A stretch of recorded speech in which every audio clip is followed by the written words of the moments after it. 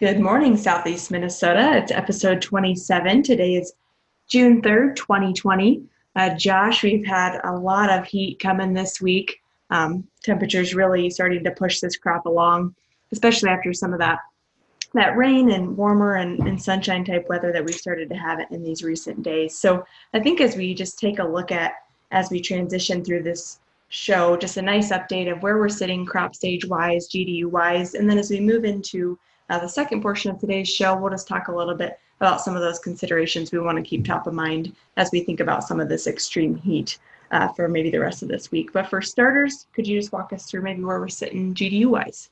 Yeah, GDU wise for Preston, and this is from April 20th. So this is kind of that first window of planning, and that we collected GDUs through there. It wasn't a really warm April there, but since April 20th, we're sitting at 383 GDUs in Preston. And if you look at kind of the staging of the crop, that's going to put a lot of stuff around that V3 window. There is some corn knocking on right on V4, but looking at that, there's a lot of crop kind of mimicking what that GDU is, and looking forward, I think we're going to make some huge progress here the next week or two. But the corn is kind of sitting there in a good spot here, but it's also going to change dramatically looking at what we got coming here the next couple of weeks.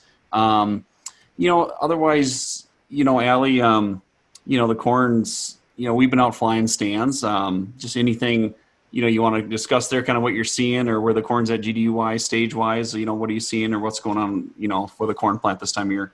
Yeah, so you talk about it sitting kind of right at that V3 stage, and I've just noticed from my observations this week and then conversations I've had with our sales reps and customers that we are starting to see, as you look across the field, you'll maybe start to see some yellowing and some randomized patterns. Some of that I think just comes back to, you can tell where there's maybe a little more residue coming into play over other areas. And then in some cases, as you walk out there, some plants are firing symptomology that would look similar to a sulfur deficiency. But in most of those cases, we know we have that nutrient there. It's just that as that corn plant sits at that V3 stage, we're starting to make that transition from its dependence on the kernel reserves and then moving into that nodal root system. So this is kind of that stage that people refer to as maybe that ugly corn stage. Just needs some time to get some warmth and sunshine to get it out of that yellowing color in most cases. But all in all, my observations, I've been pretty thrilled with some of the stands we've seen out there, Josh. But I was mentioning to you, I think this year we've had a little more time to really assess those stands versus feeling really compressed in years past. And so really being a little more critical and noticing gaps here or there that really aren't a big deal, but in some cases we just keep talking about what those could be. So just curious, maybe your take on some of that. Yeah, I've had that question a lot as I've been out, walking stands or even using the UAV to do stand counts and looking at the growers. And, it's twofold. If you're walking along and you see a 12-inch gap, your natural thing is to go dig around and see what was going on there. And, one thing, Allie, when we fly stands or UAV, it marks out 12-inch gaps. So you get a big yellow box, then you get all these little yellow boxes around that the grower says, well, why are all those missing or what's going on there? And in Allie, as I've walked stands and looked at, okay, how many seeds do we drop? How many seeds we got? I mean, overall stand counts, I think are very good.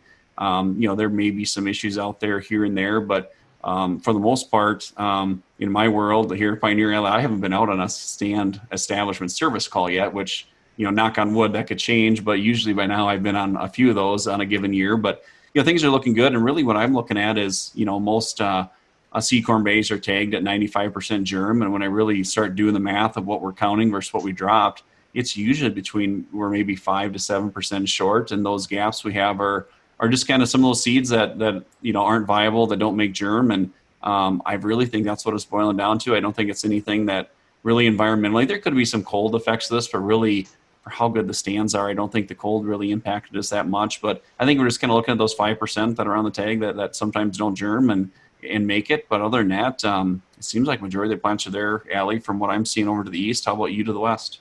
Yeah, to the west, I mean, similar story. Like I mentioned, as I kind of led into that conversation, stands overall just look really phenomenal. But we've had just a little more time to really nitpick some of those stands in a few cases. But it's like I mentioned to you, I had to remind myself earlier this week back to the fact that we are sitting at that 95% germ. And as you do the math or use your eyes to find those plants that should be ones that maybe aren't going to be there in every case, we're sitting right about where we need to be. So really happy stand-wise. But another thing as I look at just common questions that I've had this week. So yesterday had, 2, 3 calls on the fact that their corn was looking a little purple and just curious, is that a phosphorus deficiency?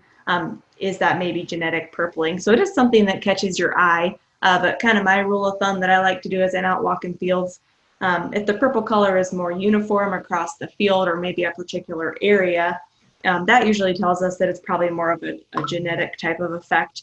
And this is a lot easier to tell it's genetic, especially if you're in a field with a couple different hybrids. Sometimes one's going to act a touch different than others. But if the purpling's a little more erratic in some of those cases, that could be an indication of phosphorus being the limiting factor there. Any additional thoughts on that, Josh?